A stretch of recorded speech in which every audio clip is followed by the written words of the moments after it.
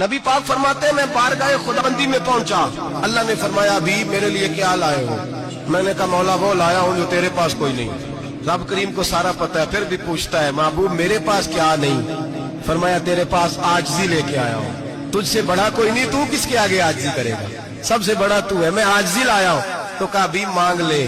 او بھائی بچے بڑے پیارے ہوتے ہیں، لوگ جب ہاتھ اٹھاتے ہیں نا تو میں نے دیکھا ہے ماں باپ اپنے لیے بعد میں مانگتے ہیں، اولاد کے لیے، اور بالخصوص جو بیٹی ہوتی ہے نا بیٹی، او بھائیو میرا اور آپ کا پیار تو اور طرح کا ہے۔ دنیا میں اگر کسی نے بیٹی سے پیار کیا ہے تو مدینے والے حبیب نے سیدہ فاطمہ سے کیا ہے، حسن اور حسین سے کیا ہے۔ معراج کی رات جب نبی پاک سے رب کریم نے کہا کہ بولو محبوب کیا چاہیے، کسی کمزور روایت میں بھی نہیں ملے گا کہ نبی پاک نے کہا اے اللہ فاطمہ کے لیے کچھ دے، اے اللہ حسن حسین کے لیے کچھ دے۔ امتی بھول جاتا ہے، اسے خیال ہی نہیں آتا، یہ سوچتا ہے کیسے حضور کی فرما برداری کروں۔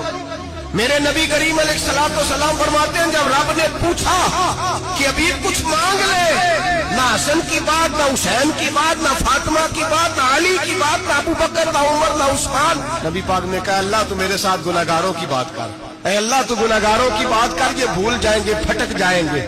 رب کریم نے کہا محبوب میں تیرے ساتھ وعدہ کرتا ہوں تیری آدھی امت بغیر حساب کتاب جنت میں داخل کر دوں گا۔ نبی کریم نے فرمایا مولا نہیں، یہ بات مجھے قابل قبول، یہ بات منظور نہیں، ابھی تو کیا چاہتا ہے؟ تو کہا اللہ تو مجھے سفارش کا حق عطا کر، تو مجھے اجازت دے، میں کہتا جاؤں تو معاف کرتے جانا۔ حضور کہہ سکتے تھے نا چلو آدھی بخشی گئی بھئی آدھی اچھے عمل کرے، فرمایا نہیں، مجھے حق شفاعت دے،